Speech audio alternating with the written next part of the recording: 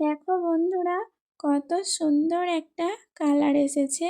দেখে মনে হচ্ছে আমি দোকান থেকে এনে এর বাটিতে ঢেলে তোমাদেরকে দেখাচ্ছি। এত সুন্দরই দেখতে হয়েছে, তেমনি হয়েছিল খেতেও সুন্দর। আর কালারটা তো এসেছে অপূর্ব সুন্দর। তো বন্ধুরা, তোমরা যদি এরকম একটা নিরামিষি সস তৈরি করতে চাও, তাহলে কিন্তু তোমরা এই ভিডিওটা এক্ষুনি দেখে নাও। তো hello friend, welcome back to my new video. তোমাদের ফুড বাঙালিতে ওয়েলকাম। তো আজকে তোমাদেরকে দেখাবো নিরামিষই একটা সসের রেসিপি। তোমরা এটা কোনো বার বোততেও কিন্তু সসটা কোনো তরকারিতে বা কিছুতে দিয়ে খেতে পারো, বা যারা একদম পেঁয়াজ রসুন খায় না তারা কিন্তু এই সসটা খেতে পারে। তো চলো বন্ধুরা, স্টার্ট করা যাক। ভিডিওটা প্রথম থেকে শেষ পর্যন্ত দেখার অনুরোধ রইল। তো দেখো, আমি এখানে পাকা পাকা টমেটো নিয়েছি। তো টমেটোগুলো ভালোভাবে ধুয়ে নিয়েছিলাম। তো তারপর দিয়েছিলাম একটা বিট, ধুয়ে ভালোভাবে কেটে নিচ্ছি। টমেটোটাও কেটে নিয়েছি, আর নিয়েছি একটা বিটটা ছোটো ছোটো টুকরো করে। দেখো আমার কাটা কমপ্লিট।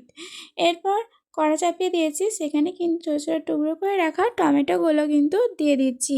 এখানে কিন্তু আমি কোনো জল অ্যাড করব না, আমার কিন্তু নুন থেকেই জল বেরোবে। এরপর দেখো 2 চামচ পরিমাণ আমি এখানে লবণ অ্যাড করেছি, আর দিয়েছি এখানে বিটটা দিয়ে কিছুক্ষণ আমি নাড়াচাড়া করে নিয়েছি। দিয়ে খানিকক্ষণ জল কাটবে তখনই কিন্তু আমি ঢাকাটা দিয়ে দিয়েছি। আর এটা আমি লো ফ্লেমেই করেছি, হাই ফ্লেমে করিনি।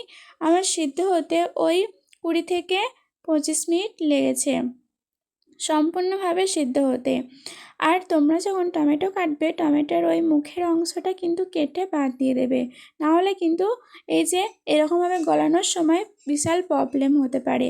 তো দেখো, আমি এভাবে কিন্তু একটা জিনিসের সাহায্যে এভাবে গলিয়ে নিচ্ছি, যাতে ভালোভাবে কিন্তু আরেকটু ম্যাশ হয়ে যায়। তো বন্ধুরা, আমার কিন্তু এটা ঠান্ডা করা হয়ে গেছে। এরপর দেখো, আমি একটা জাল টাইপের জিনিস নিয়েছি। তোমরা একটা ছান্তাও নিতে পারো, বা যা খুশি নিতে পারো।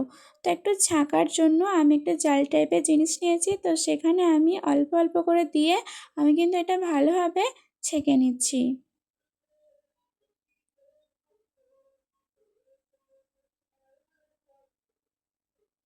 কালারটা দেখো কত অপূর্ব সুন্দর এসেছে না?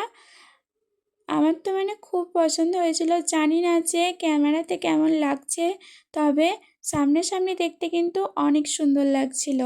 তো এভাবে কিন্তু আমি সব পালসটাই বার করে নিয়েছি।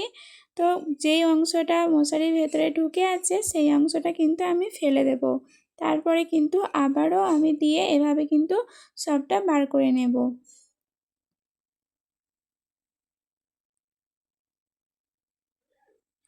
দেখো, আমি কিন্তু অনেকটাই পরিমাণে বার করে নিয়েছি, বেশ অনেকটাই হয়েছে। তবে আমি কিন্তু এরপর ফোটাবো। ফার্স্টে দেখো, আমি এটা 250 গ্রাম মতন চিনি নিয়েছি। আমার টমেটোটা ছিল 1 কেজি, তো আমি 250 গ্রাম চিনি দিয়েছি। তোমরা যেরকম মিষ্টি পছন্দ করো তোমরা কিন্তু সেরকম মিষ্টি দেবে। তো চিনিটা দেওয়ার পর আমি কিন্তু অনেকক্ষণই বেশ ফোটাইছি, যাতে ভেতরে যে জলটা আছে সেই জলটা যেন সম্পূর্ণভাবে মরে যায়, তার জন্য।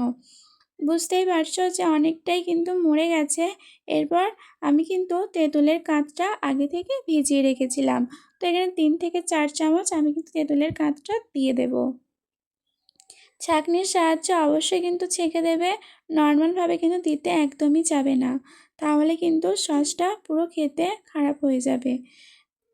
তো দেখো, আমার কিন্তু অনেকক্ষণই বেশ ফুটেছে। এবার দেখো কালারটা কত সুন্দর চলে এসেছে, দারুণ লাগছে কালারটা।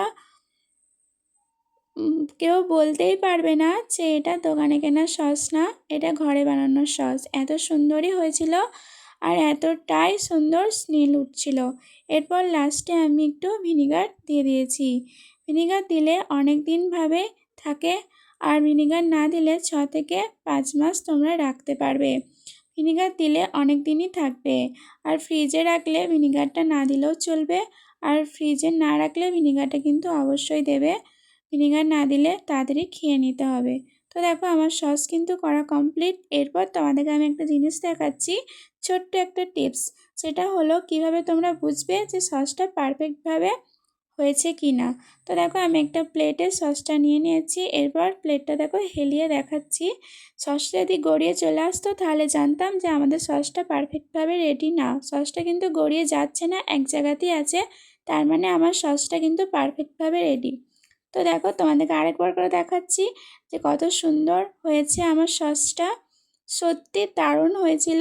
আমি কখনো ভাবিনি যে নিরামিষ সস এত সুন্দর হয়। তো বন্ধুরা, তোমাদের ভিডিওটা কেমন লাগলো অবশ্যই জানিও। আর বন্ধুরা, ভালো লাগলে like, comment, share and subscribe করে আমার পাশে থেকো। বন্ধুরা, তোমরা অনেক ভালো থেকো, সুস্থ থেকো, আর এভাবেই আমার সাথে থেকো। টাটা বন্ধুরা।